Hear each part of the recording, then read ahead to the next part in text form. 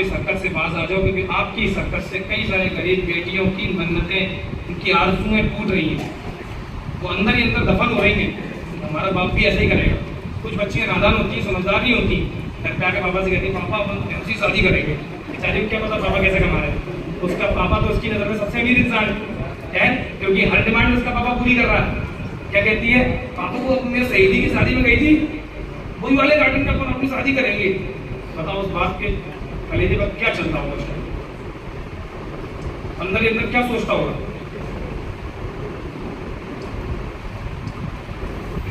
ये बात मुझे उनके अंदर बहुत बुलाती है।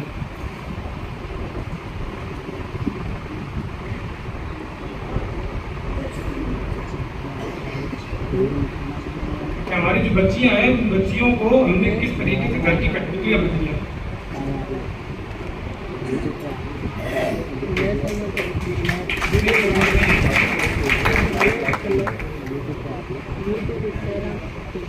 प्यार मोहब्बत और लाड प्यार से वो अपने बच्चियों को पाल को उसका बड़ा इसलिए नहीं कर रहा कि कल आप उसको जब दरवाजे पर अपनी बारात लेकर जाओगे तो उसके गले पर चूड़ियां पहनोगे। अगर आपके एक आदमी से उसने कहानी की नहीं पूछी तो आपका मुंह बन जाता, शिकवे शिकायत पूरी जिंदगी नहीं रहती। तो किस किस चीज को मैनेज करें? क्या इतनी समझदारी लड़के वालों में हमने नहीं हो सकती? लड़के वाले भी कौन होते हैं? हम होते हैं। तो लड़का भी कौन होता है? हम भी तो होते हैं। इस प्रेशर को कौन खत्म करेगा? कि जहेज को दिखाने की रस्म को भी हमें खत्म करना पड़ेगा, चाहे वो समाज का हिस्सा, टॉपिक का हिस्सा है या नहीं है। मैं इस्लाम को रिप्रेजेंट कर रहा हूँ आपके साथ। जब तक कि हम इन तमाम बुरी रस्मों से बाहर नहीं आएंगे, कसम खुदा की हमारी बच्चियां ऐसी जहर खा के बढ़ती रहेंगी। बाप के घर में बेटी पैदा हो रही है, उसको दुख होता है कि कहाँ को पैदा हो गई, उसे मालूम है कि अब मेरा जनाजा निकलेगा, उसकी पूरी जिंदगी कर्ज में डूब जाती है। और इसी प्रेशर को बना रहे हैं हम लोग मिलकर के। आप क्यों नहीं ठान लेते हैं हम कि तू जो भी देगा, हम बंद, दोबारा बोल रहा हूं, बंद की नहीं कह रहा, क्यों नहीं ठान लेते हम कि तू जो दे बेटी दे, तू जो भी दे, एक लफ्ज नहीं कहेंगे तू बेटी दे दे।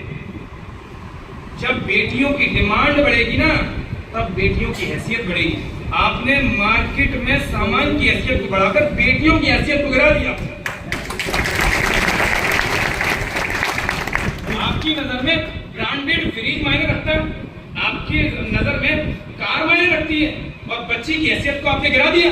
उसकी तरफ नजर ही नहीं उठा के देख रहे कि वो किस कैरेक्टर की हामिल है, कितने दर्जे फायक रखती है, बर्द रखती है। लेकिन नहीं, अब तो सामान की तरफ देखेंगे, सामान की तरफ।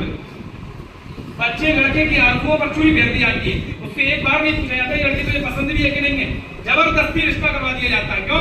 माल मिल रहा है। भाई एक बार बच्चों की रजामंदी भी पूछो, और तलाक के बाद अलग अलग हो जाएंगे, शादी के बाद फिर पूरा समाज मिलकर के उनको एक करने की कोशिश करेगा। ये किस लिए हुआ? बुनियाद बनी सामान, बुनियाद बनी ये जहेज, जिसकी वजह से ये रिश्ते अलग अलग हुए। बुनियाद बनी मैं और आप, समाज का प्रेशर। फिर जब वो रिश्ता ही लॉन्गर नहीं चल सकता लंबे समय तक, तो फिर आपका फायदा क्या सामान का? तो लड़की दोबारा तलाक के बाद वापस लेकर के चली जाएगी। लोग कर लो के इस प्रेशर को घुमा फिराकर हमें खत्म करना करेंगे इंशाअल्लाह, करेंगे इंशाअल्लाह। तो एक बार में ज्यादा कहना चाहिए, इतने बड़े आलिम कह रहे हैं जैसे। दूसरी बात, अच्छा इसको अगर आप छुपाकर देना चाहते हैं, छुपाकर दे दो। छुपाकर की ये होगा कि आप समाज जितना भी देना चाहते हैं, आपको पता है आपके घर पर एक आदमी ने इस पर एतराज किया, एक नहीं कई लोगों ने एतराज किया, दफ्तर में कदर